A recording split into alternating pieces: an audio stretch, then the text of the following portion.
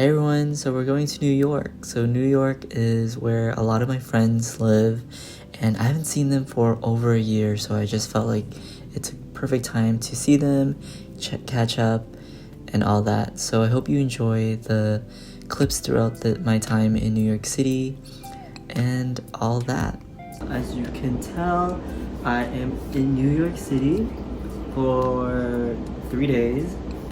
So there's gonna be clips throughout my trip where I just show you things I'm doing. Like I'm going to Central Park. I'm gonna try some good food that my friends show me. And as you can tell, I'm in a different crib because I'm currently at my friend Rachel's house.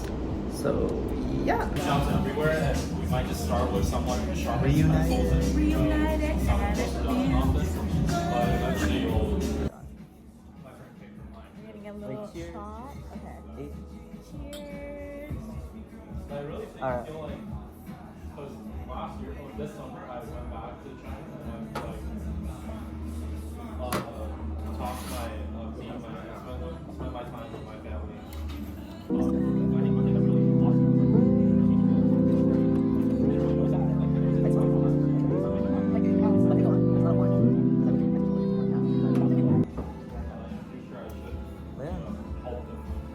We finished it.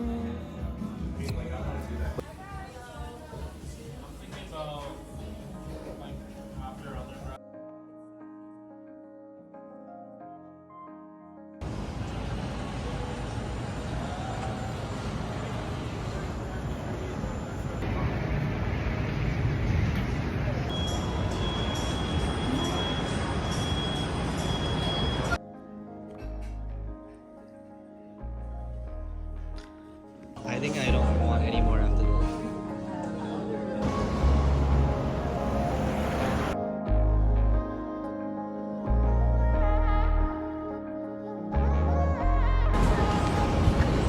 What the?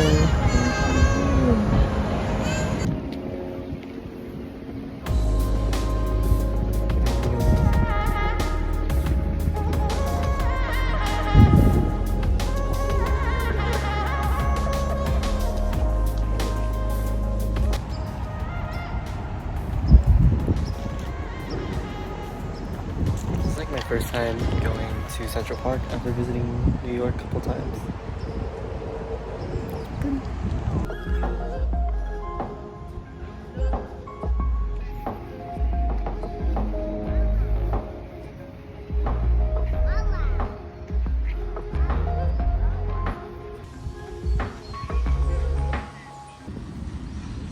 I want crab.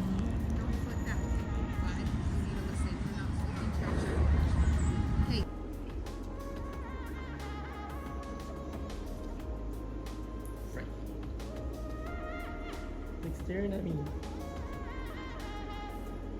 Hi, baby.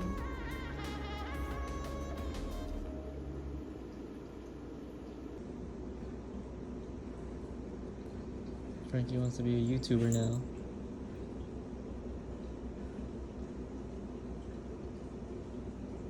Babysitting Frankie a little bit. I am his lunch food provider, but now he's just really curious with the YouTube's equipment. So yeah, like look, come on, buddy. Ah, he's right here. Now you.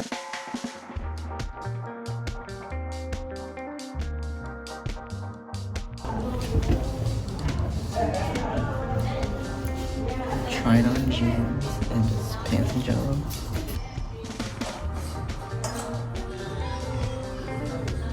I found one, and I realized I can't do skinnies anymore.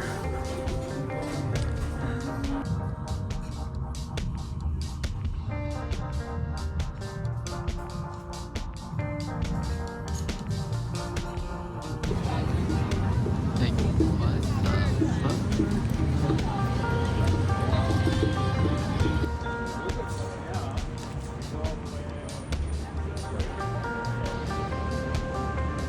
Like, I don't have 500 friends. Behind.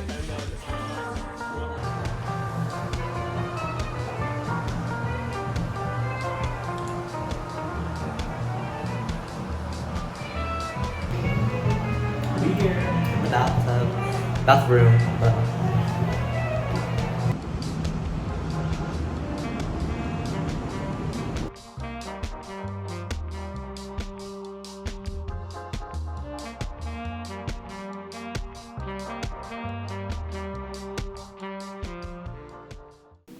Hi everyone, so I wanted to end this video with just my reflection of New York City as a 25-year-old and going to visit my friends.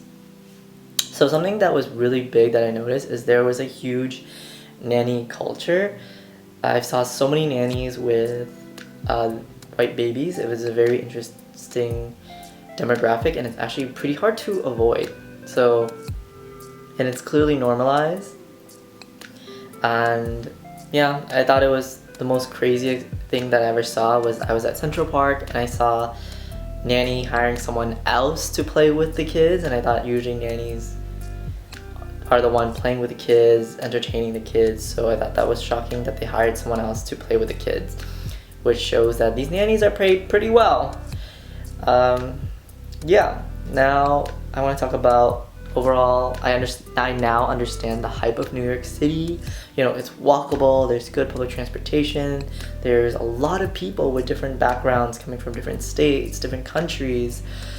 And then now that I lived in Europe, I realized New York felt like Europe. It felt like Amsterdam, it felt like Groningen, places that I lived, because it's walkable, there's good transportation, and I'm meeting people from many different cultures and different experiences there.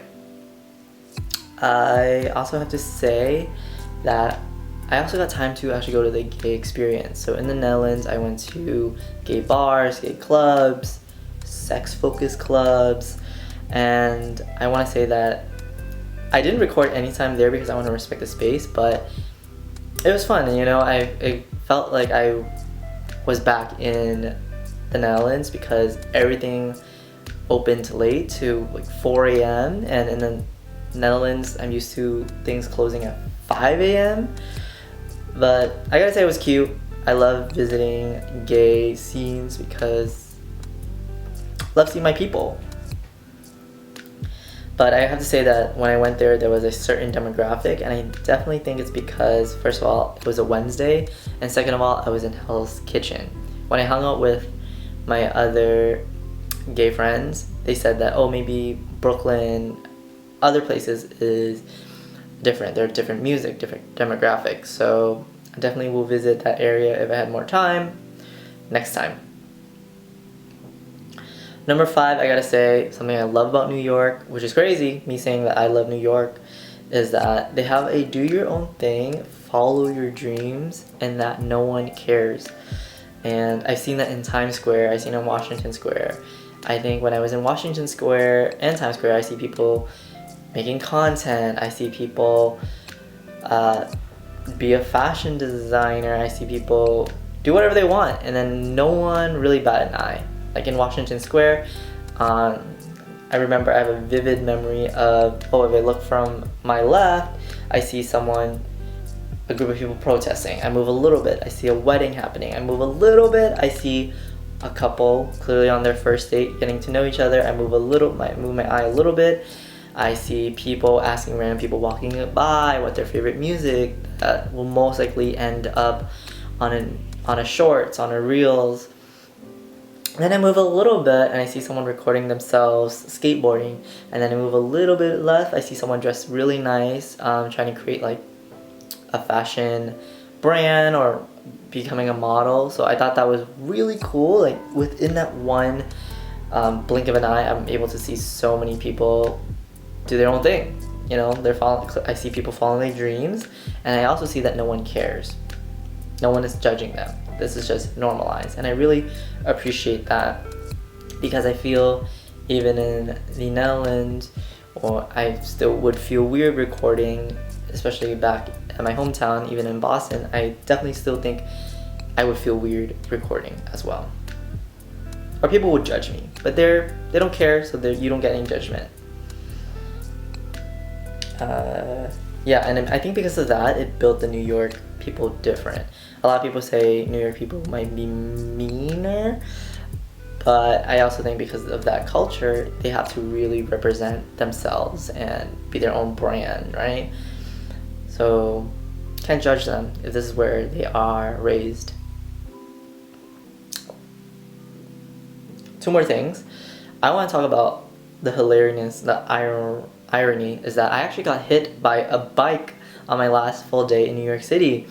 So I realized that I'm not in the Netherlands because I never got hit in the Netherlands, but I also can't compare a New York biker to a Dutch biker because Dutch people, they were born from the get-go learning how to bike. So basically a bike is just like another, it's like a foot to them. They're so used to it, they know how to brake, they know how to speed.